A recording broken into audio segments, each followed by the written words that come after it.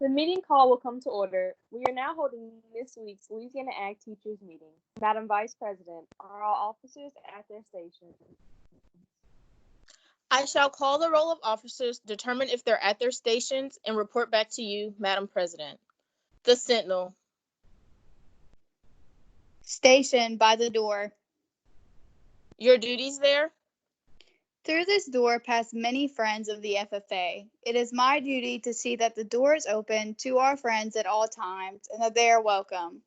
I care for the meeting room and paraphernalia. I strive to keep the room comfortable and assist the president in maintaining order.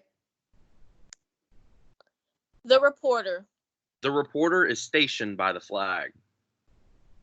Why by the flag? As the flag covers the United States of America, so I strive to inform the people, in order that every man, woman, and child may know that the FFA is a national organization that reaches from the state of Alaska to the Virgin Islands and from the state of Maine to Hawaii. The Treasurer. Station at the emblem of Washington.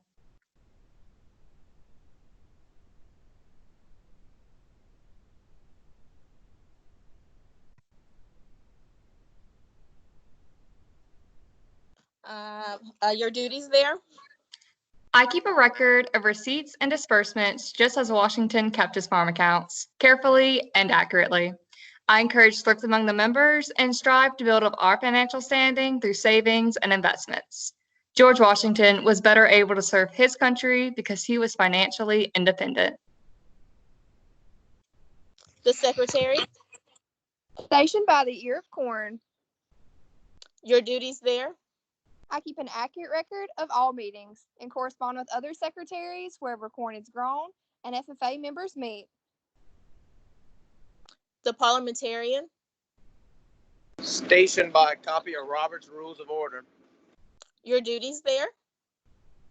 I assist the secretary in maintaining accurate records and answer any and all questions of parliamentary procedure which may arise during a business meeting or session.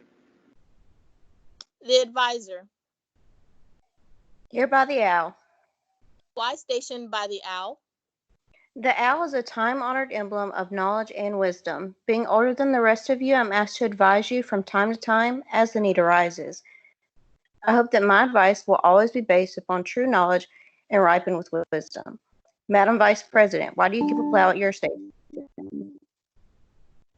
The plow is a symbol of labor and tillage of the soil. Without labor, neither knowledge nor wisdom can accomplish much. My duties require me to assist at all times in directing the work of our organization. I preside over meetings in the absence of our president, whose place is beneath the rising sun. Why is the patient?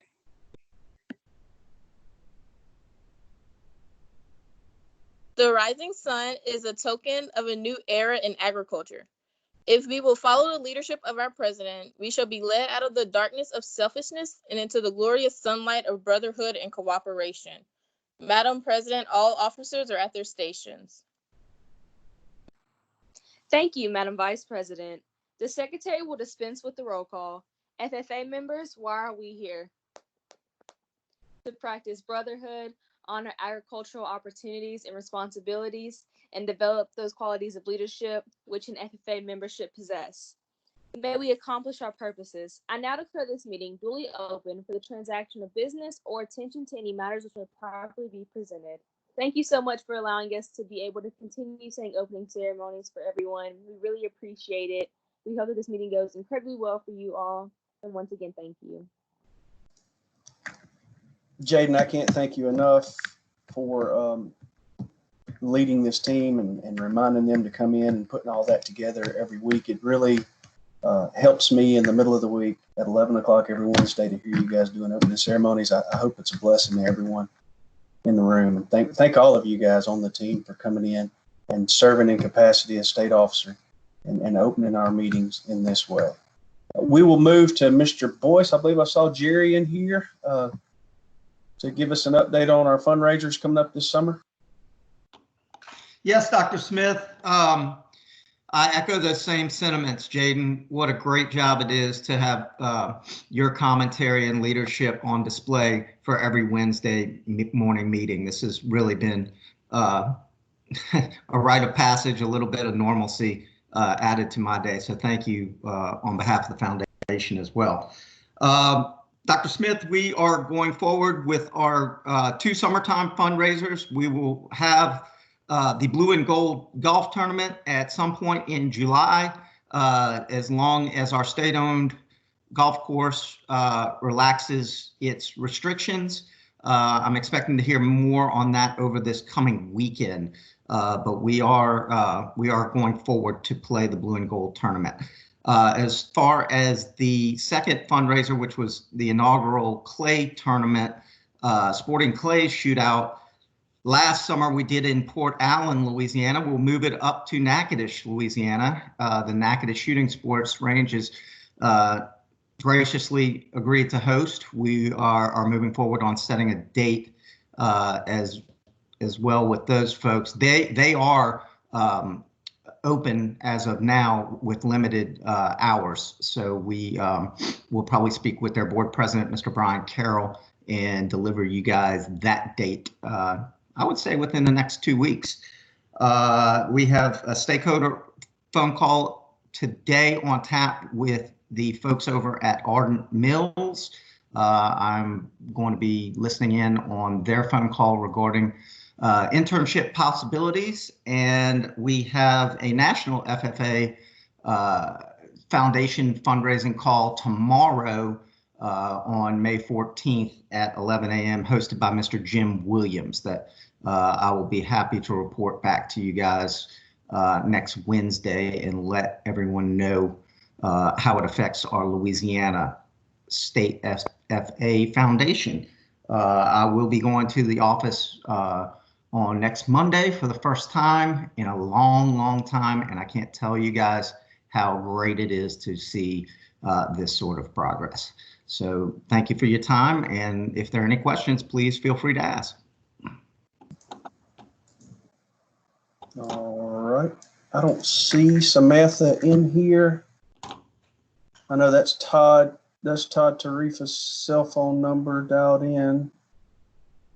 So I was just in a meeting with Team Ag Ed with Samantha. The LATA is scheduled to move forward, and we really need folks to fill out some of these NAAE applications for our region. We don't have a very good showing of folks filling out those. And folks have plenty of time right now. We have the quality in state to win some of these awards. We just don't seem to be able to find the time to do that. Really urge you all to look at the update and search those applications and fill out some of those awards for NAAE. The legislature, the REC, last couple days ago suggested that there will be $1 billion less in the budget, and that will affect everyone. The numbers that we're hearing is across the board, dedicated and non-dedicated funds. Everyone's expecting to take a 5 to 15% cut, leaning more toward the 15% side of that cut than the 5. So it'll be a fight in the legislature moving forward to first of all see if the budget gets done by June 1. And there's Samantha coming in now. And second of all, seeing what kind of special sessions will happen throughout the summer and the fall to correct any budgetary issues. Samantha, I was just discussing LATA as well as the awards. If you'd like to give a similar report that you gave in Team Ag Ed earlier, I'll give the floor to you. Good morning, everyone. Sorry, my little late time got away from me. Our NAAE awards are due on June 1st. If you fill those out or there's anyone you can help to fill those out, please let me know, because I have to put in a state report of the ones we have filled out, and there's no way for me to access that system. So when you know of anyone who does fill out an award, please shoot me an email so I can confirm it with NAAE. And I'm sure Eric covered it. The session, we're watching really closely with the budget and seeing what's going to happen this year. I have been in contact with mates and mates just keeping up on everything that's going on. LATA is still scheduled. You do have until the end of June to book your rooms, and there were still rooms in the block available. And I believe that's all I have. Thank you. All right, thanks, Samantha. We had a Team Ag Ed meeting at 9 o'clock today. It wrapped up at about 10:30. Team Ag Ed is all of the universities, our staff here in the FFA, myself, Mr. Boyce, representative from LATA, Samantha, Louisiana Department of Education, and normally we have Department of Ag and Forestry there as well. Today they had a budget meeting, so couldn't be there. We shared all of our successes and struggles. We determined at the end of the meeting, after a presentation by Lainey LeBlanc, that we should develop 3 to 4 strategic goals for our next meeting, sort of like the National FFA Executive Committee does at the national level. She gave us some good guidance on what that should look like, and as a group, as a team, we have agreed to do that for our upcoming meeting. We have, I think we had 6 graduates.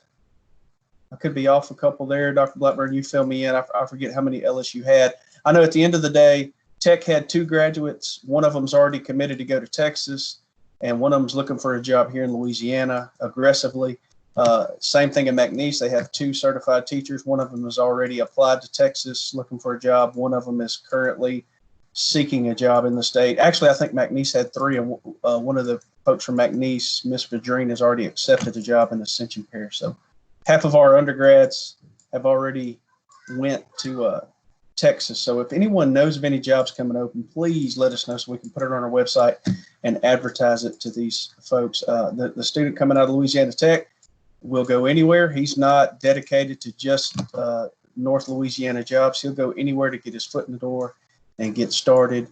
And from my interactions with him, he's the kind of person that we need in this business. He really wants to be a great ag teacher and just get things going. So help me help find this guy a job somewhere. If you know of any coming up, all of you know how to get in touch with me. Dr. Blackburn, I see you're in here. If you've got any update on your current folks looking for jobs. Out of our student teachers from this spring, only one actually graduated. She's hired. The remainder are graduating in December, which is going to be a little bit of a theme we're going to have over the next couple of years, with students coming to us, either transferring or from high schools with plenty of credits, graduating a semester early. So that's kind of where we're sitting right now. We've got the majority of ours graduating in December. This year, anyway. Yep. All right. Also, I'm going to put something in the chat bar here, and I'll also be sharing this out on Sunday. The LSU Ag Center is having what they call a beef brunch. I went to the one yesterday with Steve Brown. I know several ag teachers were in there as well. He discussed armyworms and pasture and several other insects. He's an agronomist and an entomologist. Next week, I don't have the date, but it'll be next Tuesday, I believe. Let me go back and put the date in there. Next week, the beef brunch will be hosted by Jason Holmes, who's a beef cattle specialist up in the northeast region of the state. I know a lot of you know, any of you that show livestock in North Louisiana or at the LSU show have come in contact with Jason Holmes. He will be doing a beef brunch next week on insects and cattle. So if you follow the Ag Center on social media, you've probably seen it advertised. I've got it copied into the chat, and we'll be sharing that also Sunday. The CDE board is meeting on June the 1st at 1 o'clock. The deadline to submit any CDE changes is May 25th, I believe. You can do that in our online CDE change form. If you submit a proposal, it's highly suggested that you be in attendance to explain your proposal in detail to this CDE board. Once again, that meeting will be June 1st at 1 p.m. I'll copy and paste that into the chat bar as well. And lastly, I have here supporters of Beginning Agriculture Teachers Digital Conference. This is coming out of the University of Florida. I've received a couple emails on this and shared it once.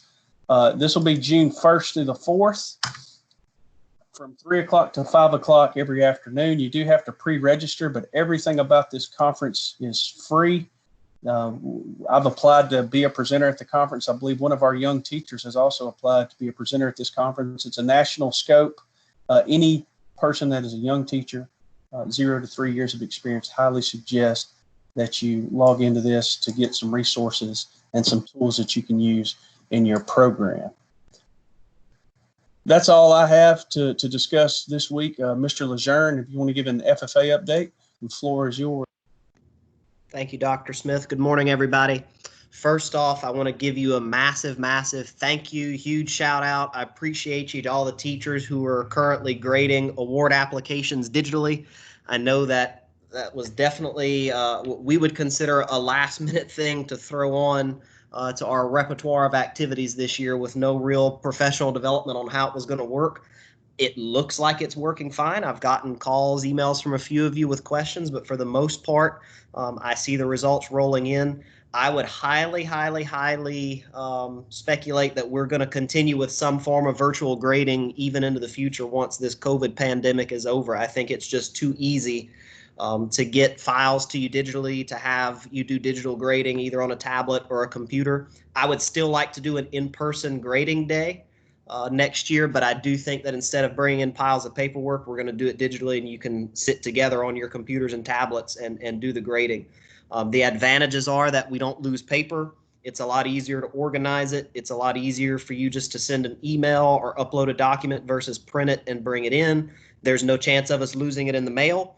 And then when it comes time to doing the grading, last year we moved to a strictly rubric-based grading system. This more or less forces that rubric-based grading system. There is really no way for you to provide a ranking or to do a collaborative effort on a ranking. You have to put a score on the application, which is the most fair way of getting them done. So I think that a silver lining to this pandemic is that we're adopting some things that are more modern, more virtual, more digital that we probably should have been doing for several years anyway. So if you have issues, if you have questions as you finish these up, let me know. I'd be happy to help you walk through the process. But I think from what I've gathered from you, it's going pretty well. I'm going to go ahead and share my screen. This update is fairly short today. I'll be sending this out online later this afternoon. There's 3 really important things that I need you to know about this week, and they all happen on Friday. American Degrees and American Star Awards are due this Friday. There is no email to me. There's no submission to the state office other than when you complete the application on AET and it's done and you get the electronic signatures, there's going to be, I believe, and those of you who've done it, help me out because I don't remember exactly what it looks like, but I believe there's a section that says complete your application. On there, when you submit and generate the PDF, it will submit the application to the state level, which puts it on a screen that I can see. Those are the ones that will get forwarded on to National FFA. So if you don't complete that step, it's not going to come to my screen. And when I go to submit, they're going to be left out. What I'm going to do this year is on Monday, I'm going to email out a list over the listserv of all of the American degrees that have been submitted to give you a day to check them and make sure that your students got them done. If not, we'll give you another day to get them submitted through. We get these turned in early on the state level, earlier than the national deadline, because National FFA looks over them for us. That way, if there's any issues or errors, they get sent back and your student has the opportunity to correct it before it goes on for final review. That prevents us from getting any of them tossed out or disqualified. So American Degrees and American Star Awards have to be completed this Friday and submitted. Also important, the state officer candidate application is due this Friday. It's going to shut off at midnight Saturday morning. So make sure if you have a state officer who's running for state office, that application has to be completed and submitted by Friday. The only candidates who are eligible now at this point to do this application are the 20 of them who participated in the candidate workshop on April 30th. If they were intending to run for state office, but they did not participate in that workshop, they're no longer eligible. So it's only those 20 who can turn in the application at this point. We're going to be the revised convention schedule. Also on Friday, it's going to go up on our website on the state convention page. Registration, we were initially hoping to open that on June 1st when the governor announced on Monday that he's going to be giving his next announcement on June 1st regarding whether or not we move into phase 2. When he made that announcement, we decided we'll hold off for a few more days on opening registration to make sure that we're still on track into the summer as far as the state reopening goes. So in early June, we'll be opening up the registration.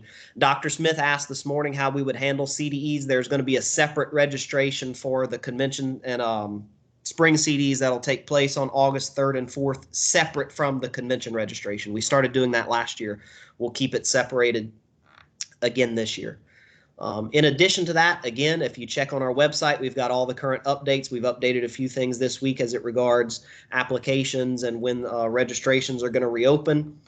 We've been promoting this. I reached out to several advisors in every district to share with every ag teacher in the state that you have to register your chapter to participate in these virtual elections that are going to take place the first week of June for state office. If you don't register, you can't participate because you're going to have the voting code in order to get online and participate in those elections. So please go to our website. You'll see the link here. I'll share it out later on the update. Go to the link, register your 2 delegates. We're going to have more information coming out in week and a half as it regards how the election is going to take place. So please share this with all of the advisors. You know, we don't want any chapter to not be able to vote because they weren't aware that it was going on. Please help us get the message out about these virtual elections. For those of you who have state officer candidates, they've been shared this page multiple times. This is an update for you. There is a page on our website dedicated for state officer training resources. We released the 5 potential hot topics that the stand and deliver round will be pulled from, along with study resources to help the candidates prepare for that round. That's all on that page, so please make sure that they're utilizing it. I would also recommend that if you have any area officer candidates, they can go to this page. It's going to help them run for area later. If you have state officer candidates in the future that aren't running this year but maybe running a year or two, send them to this page so that they can get a feel for what the process is like. National FFA band and chorus applications and also for talent opened up this week. I'll send this link out to you later today. Those applications are due on July 15th. There is a $25 application fee. I don't remember if they charged that last year or not, but if you have students who have musical talent who want to participate in the band, chorus, or talent at National Convention, they have till July 15th to register. We did have students the past couple of years have qualified from our state to participate in those programs. As Dr. Smith said, we still have ag teacher openings. We're going to post them up on the website as they become released. So anyone who's looking for a job, take a look at our jobs page. The American Legion application for that scholarship is due next Monday, May 18th. It's $1,000. I've had at least a few students have sent me their information for it. Please talk to your seniors about applying. It's a good opportunity to get $1,000 if you're going to attend a school in Louisiana. There are several grant opportunities available for your chapter right now. The Tractor Supply Grants for Growing closes this Friday. David Cambry sent me another grant this morning to add to the page. There are several that are coming open that your chapters will be eligible for. So please visit our website, go to the grants page, and see what kind of free money is there for your chapter to take advantage of. That's all I have for you today. Does anyone have any questions?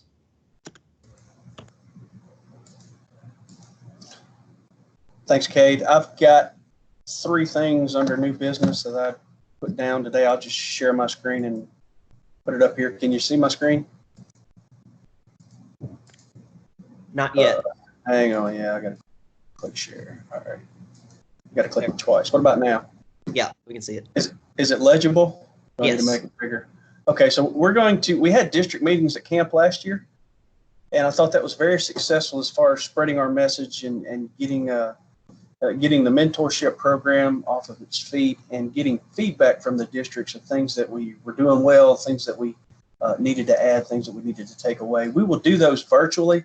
I'll be coordinating dates. I assume July would be a good time to do that. We may bump that up to an earlier date, just depending on the COVID-19 situation and the message from the governor, the message from the legislature. It just depends on how vital of a forward planning message we need to get to our district. We'll kind of determine that. And I'll be working with the folks who were district chair people last year, and we will probably use Zoom.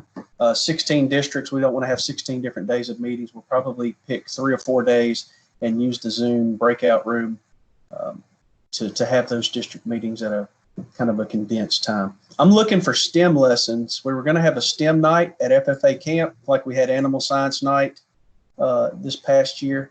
In lieu of STEM night, we're looking for STEM-based lessons. And if you don't have any, but you know somebody that does, I don't even care if it's like a science teacher in your school. If you know someone that does really good with STEM and we can relate it to an agricultural part of our content, be it animal or plant science, please share that with me. I don't mind doing the legwork and calling those folks and pitching to them. I just don't know who I don't know. But we definitely have two things that we need to focus on in the current climate. We need to focus on STEM, and we need to focus on student gardening, student farming, growing our own food, making our community sustainable, serving our rural folks with our greenhouses, and with them growing their own food. In Team Ag Ed today, Track Kavanaugh shared with us that O'Neill's Farm and Garden, which for North Central Louisiana, O'Neill's Farm and Garden doesn't just serve the Ruston community. They serve other feed stores in all over the state. I know here in my part of the state, all the feed that you buy at a feed store, other than Petrus, who makes their own feed and has their own grinding operation, most folks go to Petrus and buy it by the pallet and haul it down and resell it. Petrus is running out of tomato plants. They're running out of seed. There's a huge movement in the urban, suburban, and rural areas have seen quite a growth in growing their own food. Most of us have grown up with our own garden, but now a lot of folks are looking for resources and looking for best practices, and we need to be in that space. We need to flood that space with our own SAE stories of our students, and it can be something simple as best practices. If folks are using black plastic mulch and drip irrigation, and you have a student in your program that's doing any sort of best practices, we need to document that. We need to promote it on our platform. So anybody that knows of a STEM person or has one, if you want to nominate yourself for a STEM lesson and come online, let's get it recorded and let's get it on our virtual e-learning platform. Anyone with an SAE story of student gardening. My son planted 100 pounds of purple hull peas, and we've shot some short video clips, and we're kind of documenting it throughout the growing season and into harvest, and we'll have one for his 4-H project later on in the summer. That's the sort of thing that I'm asking you guys to help us document as well. So district meetings, STEM lessons, and SAE stories upcoming in new business. I'll yield the floor to any questions, and if we have none, we can consider the meeting adjourned. Hey, Eric. Yeah. Hey, not a question, just comment about the urban gardening thing. It might be a good partnership for FFA and those teachers that are kind of in the Baton Rouge area. There's a nonprofit in North Baton Rouge that's all centered around urban and community gardening. It's called, it's a part of the Walls Project, and they call themselves Baton Roots, ROOTS. He's a former science or English teacher that's kind of running it. He might be a good resource as far as ideas for projects and getting students started doing this. Yeah, if you want to shoot me his chat, but I can't use the chat function for some reason. Okay, shoot me his email address or better yet, his phone number. I'd rather talk to him over the phone. Thanks.